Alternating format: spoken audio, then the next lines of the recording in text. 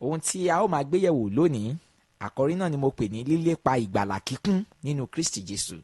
Pursuing full salvation in Christ Jesus. Lílépa ìgbàlà kíkún nínú Kristi Jesu. Ará, ǹjẹ́ mọ̀ wípé tí a bá dẹni ìgbàlà, èyí tí a tún ń pè ní àtúnbí, kò ń ṣe pé ká dẹni ìgbàlà ká máa lọ sí ṣọ́ọ̀ṣì ní èrò Kristi fún wa. Nítòótọ́ èèyàn ò lè dẹni ìgbàlà kó má lọ sílé Olúwa, torí pé báwo ni yóò ti ṣe gbọ́ àwọn ọ̀rọ̀ tó máa mú dàgbà. Ṣùgbọ́n ká dẹni ìgbàlà ká sì tún tẹ̀síwájú lọ sí dídẹni ìgbàlà sí àti síwájú sí ní èrò Ọlọ́run fún wa. Ọ̀pọ̀lọpọ̀ ò tí ì mọ̀ wípé ìgbàlà kọjá ọ̀rọ̀ pé a jẹ́wọ́ Jésù ní Olúwa àti olùgbàlà sì darapọ̀ mọ́ church. Èyí ló fà á tó jẹ́ pé oríṣiríṣi àwọn ẹ̀kọ́ òdì ló wà lónìí, bíi pé one save forever, wípé tó bá ti dẹni ìgbàlà ó ti dẹni ìgbàlà títí láéláé nìyẹn, kò sí ọ̀rọ̀ wípé bóyá ènìyàn tún ń pẹ̀yìn dà mọ́. Irú àwọn ẹ̀kọ́ bẹ́ẹ̀ yẹn ó kúnnú ayé lónìí. Àwọn ẹ̀kọ́ wípé Jésù ti gbà mí là, ó ti gbà mí là nìyẹn. Ṣùgbọ́n a fẹ́ wo ìwé mímọ́ lónìí, kí ni Bíbélì sọ nípa dídàgbà nínú ìgbàlà tàbí lílọ sí ìgbàlà kíkún. Èyí ni pé ìgbàlà, ọ̀rọ̀ yìí ìgbàlà ó ní oríṣiríṣi ìtumọ̀ tó sì ní pọ̀ gan. Àwọn ìtumọ̀ rẹ̀ ní í ṣe pẹ̀lú iṣẹ́ ìràpadà Kristi. Àkọ́kọ́, ìgbàlà túmọ̀ sí ìdáláre. Ìgbàlà túmọ̀ sí ìràpadà. Ìgbàlà túmọ̀ sí oore ọ̀fẹ́. Ìgbàlà túmọ̀ sí ètùtù tàbí ìwẹ̀nù.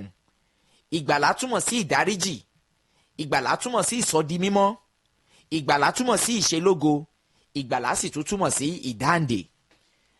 Àwọn ẹsẹ̀ Bíbélì wà tó bá àwọn kókó wọ̀nyí mu tí a kò ní lè mẹ́nu bà nítorí àkókò. Fún àpẹẹrẹ, tí ìwé Galatia chapter 3 verse 13 verse 14, ìwé Galatia chapter 3 verse 13 to 14, tó bá sọ wípé Kristi ti rà wá padà kúrò lọ́wọ́ ègún òfin, gbólóhùn rà wá padà yẹn tó bá yọ kúrò tó bá fi ìgbàlà sí, ó túmọ̀ sí Kristi ti gbà wá là kúrò lọ́wọ́ ègún òfin. Tí o bá tún wo ìwé Rome chapter 5 tó sọ pé ǹjẹ́ bí a ti dá yín láre nípa ìgbàgbọ́ nínú Kristi àwa ní àlàáfíà, gbólóhùn dá wa láre tó bá yọ kúrò tó bá fi ìgbàlà sí, ó túmọ̀ sí ǹjẹ́ bí a ti gbà yín là. Ó túmọ̀ sí pé àwọn ọ̀rọ̀ bíi ìdáláre, ìràpadà, ìwẹ̀nù, ìdáríjì, ìsọdimímọ́, gbogbo àwọn ọ̀rọ̀ yìí inú ìgbàlà ni gbogbo rẹ̀ wà. Ó túmọ̀ sí pé tó bá sọ pé ènìyàn dẹni ìgbàlà, ó ju ọ̀rọ̀ gbólóhùn pé bóyá ènìyàn kàn jẹ́wọ́ Jésù ní Olúwa àti olùgbàlà ó sì ń lọ sí ṣọ́ọ̀ṣì. Ọ̀pọ̀lọpọ̀ àwọn ẹsẹ̀ Bíbélì ló wà nú Bíbélì tó yẹ pé tó bá yọ kúrò tó bá fi ìgbàlà sí, wàá rí pé rẹ́gí ló bá mu. Àpẹẹrẹ Jòhánù chapter 10 verse 10, Jòhánù orí 10 ẹsẹ̀ 10. Jésù fi èrò rẹ̀ hàn fún ìjọ nínú ẹsẹ̀ Bíbélì yìí. Ẹsẹ̀ Bíbélì tí ó wọ́pọ̀ gidi ni Jòhánù orí 10 ẹsẹ̀ 10. Ó ní, olè kì í wá bí kò ṣe láti jalè àti láti pa àti láti parun.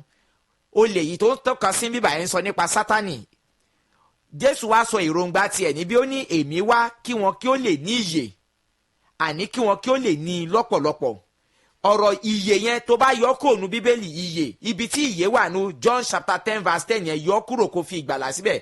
Ó túmọ̀ sí pé èmi wá kí wọn kí ó lè ní ìgbàlà, àní kí wọ́n lè ní lọ́pọ̀lọpọ̀. So ó túmọ̀ sí pé ọ̀pọ̀lọpọ̀ èròǹgbà ẹlòmíì ni pé tá bá ti jẹ́wọ́ Jésù ní Olúwa àti olùgbàlà wa, tá sì ti darapọ̀ mọ́ ṣọ́ọ̀ṣì àti dẹni ìgbàlà, ó ti tán síbẹ̀, ó jù bẹ́ẹ̀ lọ. Àwọn ẹsẹ̀ Bíbélì púpọ̀ tó ju bí 100 lọ ló wà nú Bíbélì tó tọ́ka sí pé ìgbàlà kò ń ṣe ìtumọ̀ kan ṣo lóní. So nítorí náà ó ní èmi wá kí wọn kó lè ní ìyè, kí wọn kí ó lè ní lọ́pọ̀lọpọ̀. Ẹsẹ̀ Bíbélì yẹn tó bá mú, tó bá fi oríṣiríṣi àwọn ọ̀rọ̀ tí mo sọ síbẹ̀ yẹn sì wá rí pé ó bá mú. Ó ní bíi pé èmi wá kí wọn kó lè ní ìgbàlà, àní kí wọ́n lè ní lọ́pọ̀lọpọ̀. Èmi wá kí wọn kí ó lè ní ìwòsàn, àní kí wọ́n lè ní lọ́pọ̀lọpọ̀. Èmi wá kí wọn kí ó lè ní ìràpadà, àní kí wọ́n lè ní lọ́pọ̀lọpọ̀. Èmi wá kí wọn kí ó lè ní ìdáríjì, àní kí wọ́n lè ní lọ́pọ̀lọpọ̀. Ṣó ti rí pé gbogbo gbólóhùn yẹn tó bá wo ìgbé ayé Jésù Kristi àti iṣẹ́ ìràpadà tó wá sáyé wá ṣe, gbogbo ohun tí mo ń fi sí ẹsẹ̀ Bíbélì yẹn, gbogbo ẹ̀ ló wá sáyé wá ṣe. So ó túmọ̀ sí pé tó bá sọ pé ènìyàn ní ìgbàlà, ó túmọ̀ sí pé ó ju gbólóhùn awẹ́ kan lọ, ó ju ìtumọ̀ kan lọ. Tó bá sọ pé èèyàn ní ìgbàlà, nínú ìgbàlà ni ìwòsàn wà, nínú ìgbàlà ni ìdáǹdè wà, nínú ìgbàlà ni ìràpadà wà, nínú ìgbàlà ni ìsọdimímọ́ wà, nínú ìgbàlà ni ìdáríjì àti ìwẹ̀nùmọ́kò nínú ẹ̀ṣẹ̀, inú ìgbàlà ló wà. So nínú ìwé Jòhánù chapter 10 verse 10 yẹn, ó ní èmi wá kán lè ní ìyè, àní kán lè ní lọ́pọ̀lọpọ̀. Nínú ìgbàlà gan ni ìyè wà. So nítorí náà tí a bá ń sọ nípa ìgbàlà pẹ̀lú àkàwé tí mo ti fún àti àlàyé kúkúrú tí mo ṣe yìí, ó fi hàn gbangba pé ìgbàlà jẹ́ ọ̀rọ̀ tó gbòòrò. tó bá dé ìgboro ní ìṣètò abájáde evangelism tó bá bi eléyìí pé ará àbí arábìnrin ṣó ti dẹni ìgbàlà, ó gbọ́ pé mo ti dẹni ìgbàlà. tó bá bi pé báwo ló ṣe mọ̀ pé ó ti dẹni ìgbàlà, ó máa gbọ́ pé ṣe bá ń lọ sí church, after all àwa náà ń lọ sí church, wọ́n sì ń sọ fún wa nípa Jésù Kristi. èyí ni pé ẹlòmíràn kò mọ ìtumọ̀ ìgbàlà. ṣé ẹni tí kò mọ ìtumọ̀ ìgbàlà ló fẹ́ lọ sí ìpele ìgbàlà kíkún? fún ìwọ tó ṣẹ̀ṣẹ̀ ń ṣí rédíò ẹ̀ síbẹ̀, àkọ́rí tí a ń gbé yẹ̀wò ní lílépa ìgbàlà kíkún nínú Kristi Jésù. ìgbàlà kì í ṣe ọ̀rọ̀ pé mo jẹ́wọ́ rẹ̀ mo sì darapọ̀ mọ́ ṣọ́ọ̀ṣì, rárá, ó jù bẹ́ẹ̀ lọ. àìní òye pé ó yẹ káwọn ènìyàn mọ̀ pé ìgbàlà ju àwẹ̀ gbólóhùn kan lọ pé bóyá a ti dàtún bí, òun ló mú kí ọ̀pọ̀lọpọ̀ máa lọ sí ṣọ́ọ̀ṣì lónìí. wọ́n lọ sí ṣọ́ọ̀ṣì, ṣọ́ọ̀ṣì ò sì gba ayé wọn là. wọ́n lọ sí ṣọ́ọ̀ṣì, ìjọ hàn nínú ayé wọn. wọ́n lọ sí ṣọ́ọ̀ṣì, ayé wọn kò fi ògo Ọlọ́run hàn. ayé wọn kò fi hàn pé a ti tú wọn bí. wọ́n lọ sí ṣọ́ọ̀ṣì, ìgbé ayé àtijọ́, ẹ̀dá àtijọ́ kò tí ì kó nu ayé wọn. ìgbàlà kó jẹ́ kó di mímọ̀ fún wa pé a ti kan ọkùnrin ògbólógbòó nì mọ́ àgbélébú pẹ̀lú rẹ̀. ìyẹn ni wípé ọ̀pọ̀lọpọ̀ ló sọ pé àwọn gba ìgbàlà, ṣùgbọ́n wọn kò ní ìrírí wọ̀nyí nínú ayé wọn pé ìgbé ayé ẹ̀dá àtijọ́ àti kàn mọ́ àgbélébú, ìgbé ayé ẹ̀dá titun ni wọ́n ń gbé. àpọ́sẹ́lì Paul sọ èròǹgbà eléyìí di mímọ̀ fún wa nínú ìwé Galatians chapter 2 verse 20. Galatians chapter 2 verse 20. ó ní a ti kàn mí mọ́ àgbélébú pẹ̀lú rẹ̀. ó ní ṣùgbọ́n mo wà láàyè síbẹ̀. ó ní kì í ṣe èmi mọ́ bí kò ṣe Kristi tó ń bẹ láàyè nínú mi. ó ní wíwà tí mo sì wà láàyè, mo wà láàyè nípa ìgbàgbọ́ ọmọ Ọlọ́run ẹni tí ó fẹ́ mi tí ó sì fi ẹ̀mí rẹ̀ lélẹ̀ fún mi. verse 21. ó wá sọ wípé èmi kò sọ orí ọ̀fẹ́ Ọlọ́run di asán. ibi orí ọ̀fẹ́ yẹn gẹ́gẹ́ bí àkọ́rí tí a ń gbé lọ, tó bá yọ orí ọ̀fẹ́ yẹn kó fi ìgbàlà síbẹ̀, ó túmọ̀ sí pé èmi kò sọ ìgbàlà Ọlọ́run di asán. sórí tó bá fẹ́ ní òye Bíbélì gidigidi gan, ọ̀rọ̀ Bíbélì kíkà kọjá ọ̀rọ̀ pé mo lọ seminary school àbí mo lọ Bible study. sórí mo fẹ́ pé kó máa mọ àwọn ọ̀rọ̀ kan tó bá ti ń ka Bíbélì ẹ̀ ibikíbi tó bá ti rí orí ọ̀fẹ́, ìyè, ìsọdọ̀tun, ìràpadà, ìsọdàyè, ìdáríjì, wàá máa wá fi àwọn ọ̀rọ̀ ìgbàlà wàá máa jù síbẹ̀. ìtumọ̀ kan náà ni gbogbo wọn ní. ibi tó bá ti rí ìdáǹdè fi ìwòsàn síbẹ̀, wàá rí pé ó máa bá mu rẹ́gí. ó túmọ̀ sí pé ohun tí ìdáǹdè bá wá sínú ayé rẹ láti ṣe, òun náà ni ìwòsàn náà gbọ́dọ̀ ṣe, òun ni ìyè gbọ́dọ̀ ṣe, òun ni ìdáláre gbọ́dọ̀ ṣe, àti bẹ́ẹ̀ bẹ́ẹ̀ lọ. nítorí náà ìsọ̀rí mẹ́ta ni ọ̀rọ̀ ìgbàlà, ìsọ̀rí mẹ́ta ló ní ìtumọ̀ sí. a ní ìgbàlà tó ti kọjá, a ní ìgbàlà nísinsìnyí, a sì ní ìgbàlà tó ń bọ̀. èyí ni wípé o gbọ́dọ̀ mọ̀ wípé ìgbàlà tá a bá ń sọ nípa ìgbàlà, ó pín sí oríṣi ìsọ̀rí bíi mẹ́ta nínú Bíbélì. oríṣi ìsọ̀rí mẹ́ta gbáko ló pín sí. ó sì ní ìtumọ̀ ọ̀tọ̀ọ̀tọ̀. ọ̀tọ̀ ní ìgbàlà tó ti kọjá, ọ̀tọ̀ ní ìgbàlà lọ́wọ́lọ́wọ́ tó ń lọ lọ́wọ́lọ́wọ́ títí Kristi á fi dé, ọ̀tọ̀ ní ìgbàlà tó ń bọ̀ níwájú. àpẹẹrẹ ìgbàlà ìyẹn ni pé tí n bá fẹ́ sọ ní èdè Gẹ̀ẹ́sì, ìyẹn pé instantaneous salvation, progressive salvation and future salvation. instantaneous ni pé ohun tó ṣẹlẹ̀ lẹ́sẹ̀kẹsẹ̀. irú rẹ̀ ni olè orí igi àgbélébú. lójú ẹsẹ̀kẹsẹ̀ Jésù ti sọ pé lónìí ló pàdé mi ní paradíṣe. ní ibẹ̀ ló ti ní ìrírí ìgbàlà, ìrònúpìwàdà. ìyẹn ni lẹ́sẹ̀kẹsẹ̀ nìyẹn. irú rẹ̀ náà ni ó ṣẹlẹ̀ sí ẹlẹ́ṣẹ̀ tó bá jẹ́wọ́ Jésù ní Olúwa àtolùgbàlà rẹ̀. ó jẹ́ ní ìgbàlà lẹ́sẹ̀kẹsẹ̀. ìgbàlà kan nìyẹn lẹ́sẹ̀kẹsẹ̀. ìsọ̀rí ìgbàlà kan nìyẹn. ìyẹn là ń pè ní instantaneous salvation, ìgbàlà tó ṣẹlẹ̀ lẹ́sẹ̀kẹsẹ̀. bóyá ẹni tó wà lójú ikú nísìn, bóyá o lọ sí hospital, o lọ wàásù fáwọn tó wà ní orí ìdùbúlẹ̀ àìsàn. bó ṣe wá ń bá wọn sọ̀rọ̀, ó wá rẹ́ni tó fẹ́ dákẹ́jẹ́ tó ti kù díẹ̀ kó kú. ó wá ní àmàmà kẹsì tó kú, mo fẹ́ kẹ́ fi ayé yín fún Jésù o. ẹni yẹn lójú ikú yẹn ó wá ti fi Jésù lọ wá gba Jésù. bó bá gba Jésù tó bá kú lẹ́sẹ̀kẹsẹ̀, gbogbo ẹ̀ṣẹ̀ tó wù kó ti dá sẹ́yìn apárẹ́ lẹ́sẹ̀kẹsẹ̀, awẹ́nù nínú ẹ̀jẹ̀ Jésù Kristi, gẹ́gẹ́ bí ọ̀rọ̀ Ọlọ́run ti ṣe jẹ́ kó di mímọ̀ fún wa. ìyẹn ni pé ó dẹni ìgbàlà lẹ́sẹ̀kẹsẹ̀ nìyẹn. ìgbàlà lẹ́sẹ̀kẹsẹ̀ nìyẹn. ìgbàlà kan tún wà tá à ń pè ní progressive salvation, ìgbàlà tó ń lọ lọ́wọ́lọ́wọ́ lẹ́sẹsẹ. ó túmọ̀ sí pé tó bá jẹ́ pé olè orí igi àgbélébú bá ní àǹfààní láti ṣì wà láyé, kò lè sọ wípé nítorí pé òun ti jẹ́wọ́ Jésù lórí igi àgbélébú wípé ibẹ̀ ló parí sí, ó kù kóun máa lọ gbé ìgbé ayé tòun bó bá ṣe wò òun. irú ẹ̀kọ́ òdì ló ti gba inú ìjọ lónìí, tó pé tí ẹnìkan bá ti gba Jésù ní Olúwa àtolùgbàlà tó jẹ́wọ́ rẹ̀, ìgbé ayé àtijọ́ kò fẹ́ fi sílẹ̀. a wá máa rò wípé nítorí pé òun ti jẹ́wọ́ Jésù ní Olúwa àtolùgbàlà, gbogbo ẹ̀ ó ti di bye bye, òun free láti gbé ìgbé ayé tó wù òun. bẹ́ẹ̀ kọ́, ìgbàlà kan wà tó gbọ́dọ̀ máa lọ lọ́wọ́lọ́wọ́, tí ó yẹ pé ó gbọ́dọ̀ máa lọ sí ìrírí ìgbàlà kíkún títí Kristi á fi dé. ìgbàlà kan tún wá wà, ìsọ̀rí ìgbàlà kẹta ni ìgbàlà tó ń bọ̀. eléyìí ní ṣe pẹ̀lú ìràpadà ara wa. Gbogbo alámọ̀ yìí pé nígbà tí Kristi bá dé a ó fún wa ní ara titun. Nísinsìnyí ẹ̀mí wa ní lágbàlà, ìyẹn pé ẹ̀mí ènìyàn ló di àtúnbí. Bó bá ti pé 70 kó tó gba Jésù, wá rí pé ara ẹ̀ ò lè change. Bí ara ẹ̀ ṣe wà tó fi gba Jésù náà ló máa wà. Èyí ni pé ẹ̀mí ènìyàn la tún bí, kì í ṣe ara. Ṣùgbọ́n nígbà tí Kristi bá padà bọ̀ lẹ́ẹ̀kejì la ó fún wa ní ara titun. Gẹ́gẹ́ bí ìwé Mímọ́ ṣe sọ pé ó ní ara kíkú yìí kò lè ṣàìgbé àìkú wọ̀. Ìyẹn ní ìgbàlà tó ń bọ̀ níwájú. Ẹ jẹ́ ká wá fi ẹsẹ̀ Bíbélì fi ti gbogbo rẹ̀ lẹ́yìn. Ìsọ̀rí ìgbàlà àkọ́kọ́ tí mo pè ní instantaneous salvation tó ṣẹlẹ̀ lẹ́sẹ̀kẹsẹ̀. Ó máa rí irú eléyìí nínú ìwé Éfésù chapter 2 verse 8. Ephesians 2 verse 8. Ó sọ wípé nítorí oore ọ̀fẹ́ la fi gbà yín là nípa ìgbàgbọ́, àti èyí ni kì í ṣe ti ẹ̀yin tìkálára yín, ẹ̀bùn Ọlọ́run ni. Wàá rí pé ó sọ pé oore ọ̀fẹ́ la fi gbà yín là, kó sọ ká máa gbà yín là. Ìyẹn ni pé eléyìí ṣẹlẹ̀ lẹ́yìn téèyàn bá ti gba Jésù Kristi, ẹsẹ̀kẹsẹ̀ ló ní ìrírí eléyìí. Tó bá tún wo Ephesians chapter 2 verse 5, ó sọ pé nígbà tí àwa tilẹ̀ ti kú nítorí ìrékọjá wa, ó sọ wá di ààyè pẹ̀lú Kristi, oore ọ̀fẹ́ la fi gbà yín là. Báwo la ṣe kú? 1 Corinthians chapter 15 verse 22. 1 Corinthians 15 verse 22. Ó sọ wípé nítorí pé nínú Ádámù ni gbogbo ènìyàn ti kú, nínú Kristi la ó sì ti sọ wọ́n di alààyè. Nígbà tí Ádámù jẹ igi ìmọ̀ rere àti búburú, ó kú nínú ẹ̀mí. Ìyẹn ni ìwé Éfésù chapter 2 verse 5 yẹn sọ pé nígbà tí àwa tilẹ̀ ti kú, a sọ wá di ààyè nínú Kristi, oore ọ̀fẹ́ la fi gbà wá là. Èyí ni ìgbàlà. Sọ wá di ààyè yẹn gẹ́gẹ́ bí ọ̀rọ̀ tí mo kọ́kọ́ fi bẹ̀rẹ̀. Tó bá yọ sọ wá di ààyè kúrò, tó bá fi ìgbàlà síbẹ̀, wàá rí pé asọwádìí ẹni ìgbàlà pẹ̀lú Kristi. So ó túmọ̀ sí pé àwọn ọ̀rọ̀ bíi ìràpadà, sọwádìí àyè, àtúnbí, ìsọdi mímọ́, tó bá yọ àwọn ọ̀rọ̀ yẹn, tó bá fi ìgbàlà síbẹ̀, wá rí pé rẹ́gí ló bá mu pẹ̀lú iṣẹ́ ìràpadà Kristi. Tó bá tún lọ sí inú ìwé 2 Timothy chapter 1 verse 9, Timothy kejì orí kìíní ẹsẹ̀ 9, ẹni tí ó gbà wá là tí ó sì fi ìpè mímọ́ rẹ̀ pè wá, kì í ṣe gẹ́gẹ́ bí iṣẹ́ wa, ṣùgbọ́n gẹ́gẹ́ bí ìpinnu àti oore ọ̀fẹ́ rẹ̀, oore ọ̀fẹ́ tirẹ̀ tí a fi fún wa nínú Kristi Jésù láti ayérayé. Wàá rí pé Bẹ́ẹ̀lì sọ pé ó gbà wá là, ó fi ìpè mímọ́ rẹ̀ pè wá. Ìrẹ́ ìgbàlà kan nìyẹn, ìyẹn ti ṣẹlẹ̀, past tense nìyẹn. Jésù ò tó padà bọ̀ wá sáyé wá kú fún wa mọ́, ó ń padà bọ̀ wá ṣe ìdájọ́ ayé ni. Èyí ni ìgbàlà tó ti ṣẹlẹ̀ lórí igi àgbélébùú fún ẹnikẹ́ni tí ó bá ti gbà á gbọ́, ó jẹ́ ní ìgbàlà. Èyí ni wípé kò sí ọ̀rọ̀ wípé bóyá o tún nídìí kan, sáà ti gba ẹni tí ó ti kú yìí gbọ́, a ó sì gbà ọ́ là. Èyí ni past tense, ohun tó ti ṣẹlẹ̀ nìyẹn. Èyí ni instantaneous salvation, ìgbàlà lẹ́sẹ̀kẹsẹ̀, jẹ́wọ́ rẹ̀ ká sì tún ọ bí. Báwo lèèyàn ṣe ní irú ìrírí ìgbàlà ẹbí èyí?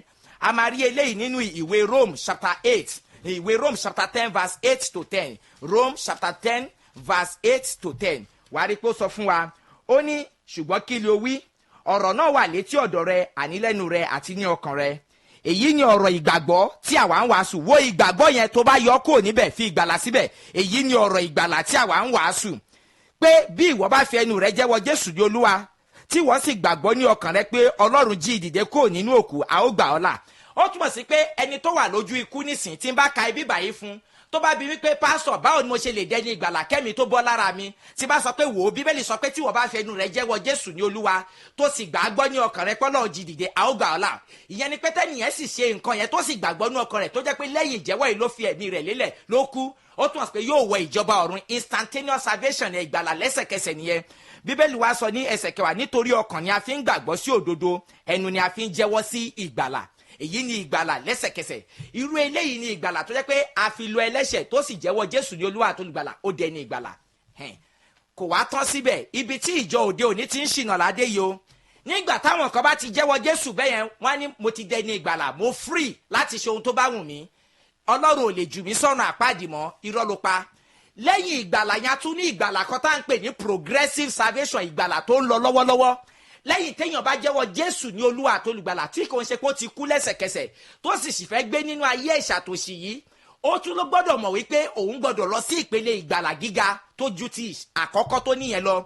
Ìyẹn ni ìgbàlà tó ń lọ lọ́wọ́lọ́wọ́, progressive salvation. Àwọn ẹsẹ̀ Bíbélì wo la máa fi ti eléyìí lẹ́yìn? Bá mi ṣí ìwé Philippi chapter 2 verse 12 to 13. Philippi chapter 2 verse 12 to 13. Philippians chapter 2 verse 12 to 13.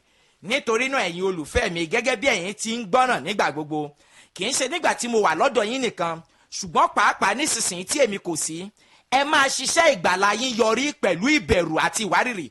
Wo gbólóhùn yẹn tó wà ní verse 12, ó ní ẹ ṣiṣẹ́ ìgbàlà yọrí kí ni wọ́n sọ pé èèyàn ń ṣiṣẹ́ ìgbàlà yọrí kí ló túmọ̀ sí? ẹni tí ò kọ́kọ́ tí ìgbà ìgbàlà kò lè ṣiṣẹ́ ìgbàlà yọrí. ó dàbí ẹni tó wọ iléèwé ni tó wá sọ pé ka ìwé ẹ̀ yọrí. béèyàn bá wọ primary one nísìn kò lè sọ pé òun kó primary one kó náà ń kàwé tán wá ní kàwé ẹ̀ já. èyí ni pé nígbà tí èèyàn gba Jésù tó jẹ́wọ́ rẹ̀ lẹ́sẹ̀kẹsẹ̀, Bíbélì wá sọ pé ó gbọ́dọ̀ tún tẹ̀síwájú lọ sí ìpele ìgbàlà mìíràn tá à ń pè ní progressive salvation, ìgbàlà tó ń lọ lọ́wọ́lọ́wọ́. Bíbélì wá sọ pé irú ìgbàlà bẹ́ẹ̀ èèyàn á ṣe yọrí, wàá ṣe ìgbàlà tó kọ́kọ́ gbà nípa jíjẹ́wọ́ Jésù yẹn, wàá lọ sí ìpele ṣíṣe yọrí, ìyẹn ni pé wàá work it out gẹ́gẹ́ bí English Bible ṣe sọ pé work out your salvation with fear and trembling. Níbẹ̀ lọ́pọ̀lọpọ̀ ti kùnà lónìí, wọ́n gba Jésù, wọ́n jókòó sínú ṣọ́ọ̀ṣì rẹ́gẹ́dẹ́, wọ́n lọ sí ṣọ́ọ̀ṣì lọ́sọ̀ọ̀sẹ̀, wọ́n lọ mark attendance pé à ń lọ sí ṣọ́ọ̀ṣì kí Jésù ṣàdé wá mú wa lọlé. Irú ìgbàlà bẹ́ẹ̀ ò lè gbé ní dé ọ̀run. Àwọn tí irú ìgbàlà bẹ́ẹ̀ lè gbé dé ọ̀run ni bóyá àwọn tó yẹ pé bó ṣe gba Jésù ẹ̀ kò pẹ́ rẹ̀ ní ikú mú wọn lọ. Ìyẹn ni pé ìgbàlà lẹ́sẹ̀kẹsẹ̀ máa mú wọn lọ. Ṣùgbọ́n tó bá jẹ́ wípé lẹ́yìn tó gba Jésù tó jẹ́wọ́ rẹ̀ tó wá jókòó rẹ́gẹ́dẹ́, ó gbọ́dọ̀ mọ̀ pé ó gbọ́dọ̀ mọ ohun tí à ń pè ní ṣíṣe iṣẹ́ ìgbàlà yọrí. Verse 13 wá sọ pé nítorí Ọlọ́run ló ń ṣiṣẹ́ nínú yín láti fẹ́ àti láti ṣiṣẹ́ fún ìfẹ́ inú rere rẹ̀. Philippians chapter 2 verse 12 to 13 mo kà yẹn. Ẹ jẹ́ ká tún wẹsẹ̀ Bíbélì mi. Philippians chapter 1 verse 19, Philippi orí kìíní ẹsẹ̀ 19. Nítorí tí mo mọ̀ pé èyí ni yóò yọrí sí ìgbàlà fún mi láti inú àdúrà yín wá àti ìfikún ẹ̀mí Jésù Kristi. Wo kókó méjì kan tí mo fẹ́ fàyọ níbí ni pé ó ní yóò yọrí sí ìgbàlà fún mi àti ìfikún ẹ̀mí Kristi. Apọ́sítélì Paul ló sọ̀rọ̀ bí. Gbogbo a mọ̀ pé Paul ti dẹni ìgbàlà nígbà tó kọ ìwé sí ìjọ Fílípì. Ó ní yóò yọrí sí ìgbàlà fún mi àti ìfikún ẹ̀mí Kristi. Kí ni ohun tí Paul ń sọ níbí ni pé òun á tún ní ìrírí ẹ̀kúnrẹ́rẹ́ ìgbàlà àti ìfikún agbára ẹ̀mí mímọ́. Gbogbo alámọ̀ yìí pé bí èèyàn bá gba ẹ̀mí mọ́ ó tún gbọdọ̀ tẹ̀síwájú lọ sí ẹ̀kúnrẹ́rẹ́ ẹ̀mí mọ́. Ìjẹ́ Bíbélì sọ pé ẹkún fún ẹ̀mí mọ́. Bẹ́ẹ̀ náà ni ọ̀rọ̀ ìgbàlà náà ṣe rí lílọ sí ìpele gíga nínú ìgbàlà. Tó bá tún wo ìwé 2 Corinthians chapter 3 verse 18, Kọ́ríńtì kejì orí kẹta ẹsẹ̀ 18.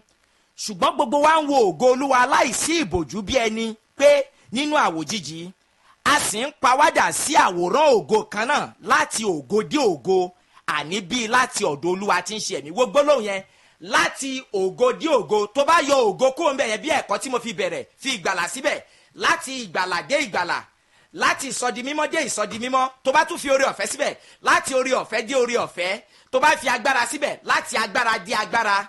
Tó bá fi ẹ̀mí mímọ́ síbẹ̀, láti ẹ̀kúnrẹ́rẹ́ ẹ̀mí mímọ́ dé ẹ̀kúnrẹ́rẹ́ ẹ̀mí mímọ́. So túmọ̀ sí wípé ó ní à ń pawádà láti ògo dé ògo. Ṣó ti wá rí nísìn ìwọ tó sọ pé o gba Jésù, ó wá ń lọ ṣọ́ọ̀ṣì rẹ́gẹ́dẹ́, ní ìgbà tó tún wá fẹ́ ṣe jù ó darapọ̀ mọ́ kwaya àbí ọ̀ṣà, lójú ara rẹ̀ ó ti ń ṣiṣẹ́ fÓlúwa nìyẹn pé kí Jésù ṣàdé kó wá mọ́ ẹ lọ. Mo fẹ́ kí o mọ̀ wípé a kò gbà ọ́ là pé kò kàn máa kún ìjọ, a gbà ọ́ là kó tún lè lọ sí ìrírí ìgbàlà kíkún. Ìyí ni wípé bí odò tí èèyàn gbẹ́ ni kànga téèyàn gbẹ́, tó wá di àsìkò ẹ̀rùn kànga yìí kò wá ní omi púpọ̀ wá gbẹ, ẹ rí pé ẹni tó bá nílò omi á tún ní kóhun tún kànga yìí gbẹ́. Èyí ni wípé bẹ́ẹ̀ gẹ́gẹ́ ni a ní láti lọ sí ìjìnlẹ̀ ìgbàlà. Ìgbàlà kọjá ọ̀rọ̀ lẹ́sẹ̀kẹsẹ̀. Sórí òfin tó de ìgbàlà ló de ìrònúpìwàdà. Mo mọ̀ pé gbogbo ẹni tó bá jẹ́ ni ẹ̀mí tó bá ń bá mi lọ, wọ́n á mọ̀ wípé ìrònúpìwàdà kì í ṣe ohun èèyàn máa ní ìrírí rẹ̀ lẹ́ẹ̀kan ṣoṣo. Tó bá gba Jésù lónìí sìn tó wàásù fún ẹ, wàá ronúpìwàdà kó ná àwọn ẹ̀ṣẹ̀ kan tó mọ̀. Bó bá tún ṣe ń lọ sí ilé ìjọsìn tó ń gbọ́ ọ̀rọ̀ Ọlọ́run, ojú ẹ̀mí a máa là, wàá tún máa rí pé mo nílò ìrònúpìwàdà ní bíbá, wàá tún ronúpìwàdà. Bó bá tún ṣe ń tẹ̀síwájú tó ń gbọ́ ọ̀rọ̀ náà, wàá tún máa wò pé ọ̀rọ̀ yìí bá mi wí bí, wàá tún ronúpìwàdà. Bẹ́ẹ̀ gẹ́gẹ́ ni ọ̀rọ̀ ìgbàlà náà ṣe rí. Ìgbàlà lẹ́sẹ̀kẹsẹ̀ tá jẹ́wọ́ Jésù lẹ́nu kò tó. A gbọ́dọ̀ mọ̀ pé a ní láti lọ sí ìpele ìrírí ìgbàlà kíkún. Ibi tí ìjọ òde òní ti kùnà náà tí wọ́n pa ọ̀rọ̀ ìgbàlà tì, tí wọ́n kó ohun tí kò ní ìtumọ̀ tọ̀sọ́kàn, tí wọ́n sì ń lépo wọn asán. Ọ̀pọ̀lọpọ̀ wá ti wá di kò gbóná kò tutù kalẹ̀, wọ́n ti di olódodo ara ẹni láì mọ̀ pé ìgbàlà gíga ń bẹ nínú Kristi tí Olúwa sọ pé a gbọ́dọ̀ lépa, láti ògo dé ògo, orí ọ̀fẹ́ dé orí ọ̀fẹ́, ẹ̀kúnrẹ́rẹ́ dé ẹ̀kúnrẹ́rẹ́, ìgbàlà dé ìgbàlà. Èyí ni ìsọ̀rí ìgbàlà kejì. A ó tún rí àwọn ẹsẹ̀ Bíbélì tó fi ìdí eléyìí múlẹ̀. Ẹ jẹ́ ká wo ìwé Rome chapter 8 verse 28 to 29.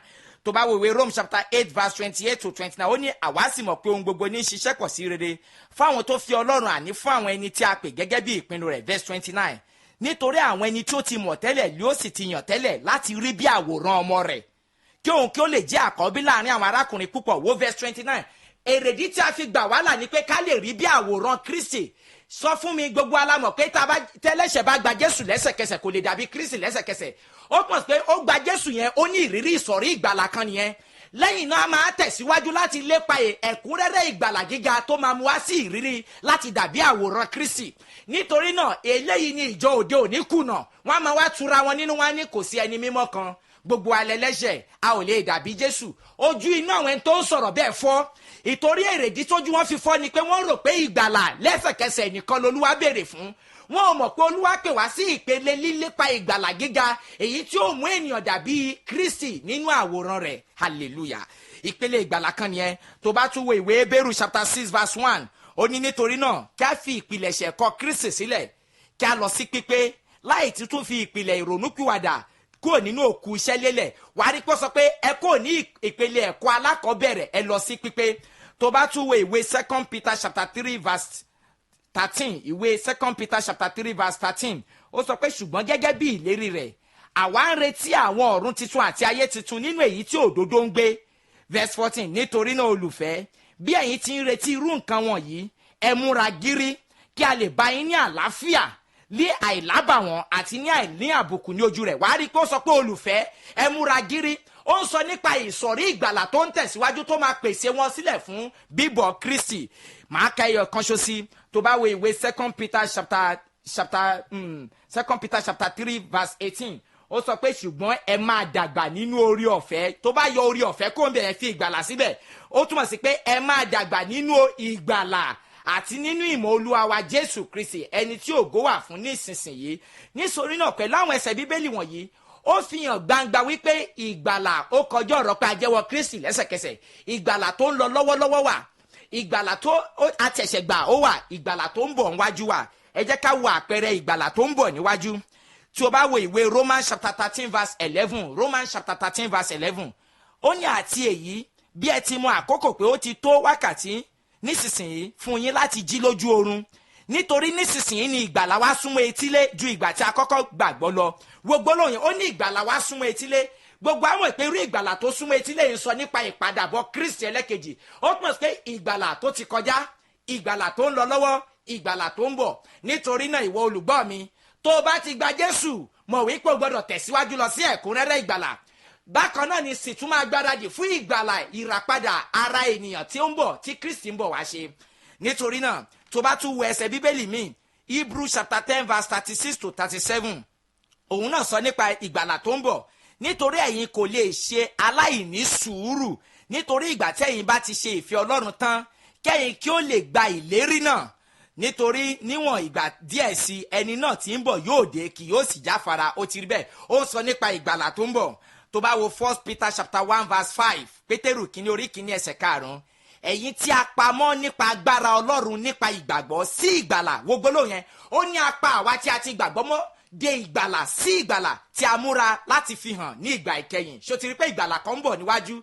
Èyí ni nígbà tá ó sọ ara kíkú di alààyè. Ìgbàlà kan ń lọ lọ́wọ́lọ́wọ́ báyìí. Ìgbàlà kan ni tí a gbà nígbà tá a gba Jésù. So nítorí náà ìwọ olùgbọ́ mi, tó bá ti ní òye nǹkan yìí, kò ní jẹ́ kó mọ̀ wípé kó rò pé a ti gba Jésù ó tán síbẹ̀ yẹn. Ó gbọ́dọ̀ mọ̀ pé ó gbọ́dọ̀ máa tẹ̀síwájú nínú ẹ̀kúnrẹ́rẹ́ ìgbàlà.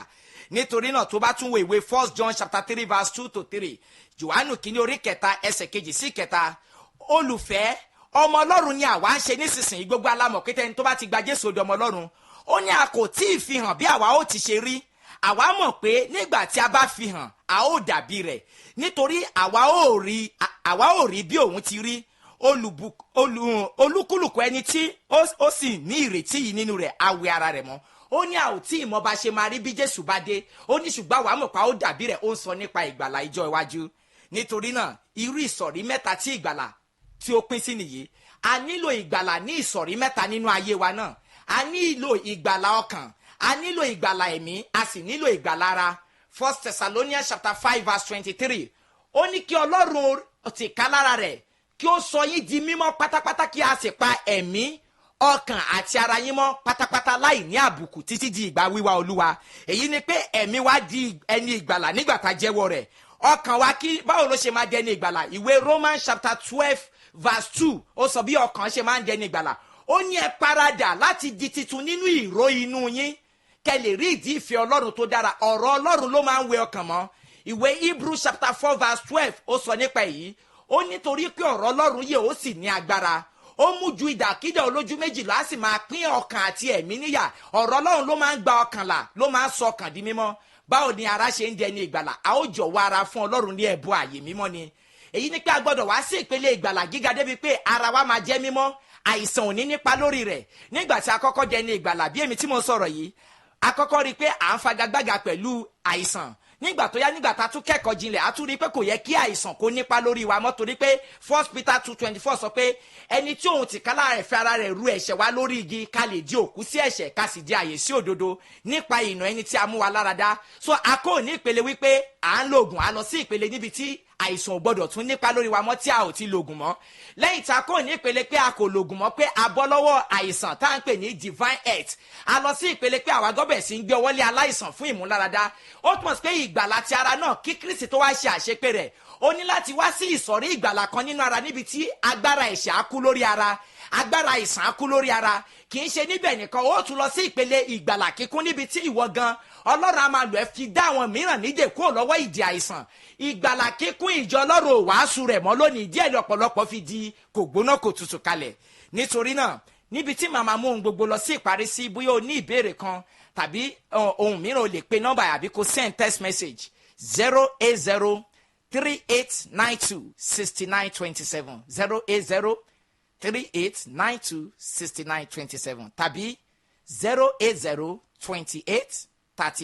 08028380866 08028380866. bóyá o tí ì fàyè fún Jésù wọ́n tó ń gbọ́ mi, àbó sọ pé ó gba Jésù, ó sì ń ta ọtí, òun ta igbó, òun mu sìgá, òun ṣe gbogbo ẹ̀, wá ń tẹ́ra ẹ̀ lọ́rùn, òun tú rẹ̀ nínú. jẹ́wọ́ rẹ̀ ní Olúwa àti Olùgbàlà gẹ́gẹ́ bí ohun tí mo kà, kó sì ronúpìwàdà. ìsọ̀rí ìgbàlà àkọ́kọ́ ni ẹ̀. lẹ́yìn náà bẹ̀rẹ̀ sí lépa ìgbàlà kíkún. nítorí náà a ṣì ń tẹ̀síwájú nínú ẹ̀kọ́ yìí bí Kristi kò bá tí ì dé. kí ni èrèdí tí ọ̀pọ̀lọpọ̀ fi ń lépa ìgbàlà kíkún mọ́ lónìí? a fẹ́ wò ó. kí ni èrèdí tí ọ̀pọ̀lọpọ̀ fi gba Jésù tó sì dúró rẹ̀gẹ̀dẹ̀ sójú kan náà? a máa wo àpẹẹrẹ rẹ̀ nínú ìwé mímọ́. ẹ má gbàgbé àwọn ìjọ kan wà nínú Bíbélì bí ìjọ Sádì, ìjọ Làdókè, àti Jésù bá wọn wípé ìwọ ṣe ìlọ́wọ́wọ́, o kò gbóná, o sì kò sì tutù. irú ìṣẹ̀lẹ̀ yìí ló ń ṣẹlẹ̀ ní àkókò ìkẹyìn táwa náà ti wà yìí. ọ̀pọ̀lọpọ̀ ti di kò gbóná kò tutù kalẹ̀ nígbà tó yẹ kó lọ sí ìpele gíga nínú ìgbàlà. bí Kristi kò bá tí ì dé, a ó máa tẹ̀síwájú lọ. ẹ jẹ́ kí a gbàdúrà. Olúwa dúpẹ́ fún àwọn tí ó ti ní àǹfààní láti gbọ́ ọ̀rọ̀ tí ò ní. a sì ń gbàdúrà pé kí ẹ tan ìmọ́lẹ̀ sí ọkàn wọn láti wá sí ojú ìmọ̀ kíkún ìgbàlà. ògo ni forúkọ yín. ǹjẹ́ ní orúkọ Jésù Kristi ní a gbàdúrà, àmín.